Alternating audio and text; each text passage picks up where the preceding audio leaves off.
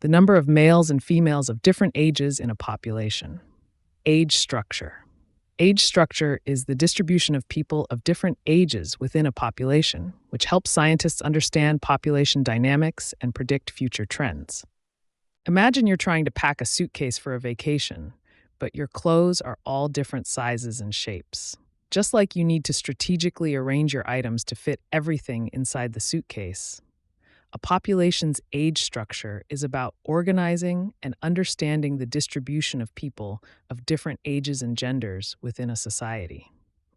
Just as you need to know the size and shape of each clothing item to efficiently pack your suitcase, demographers need to know the number of males and females of different ages to understand population dynamics and plan for future needs.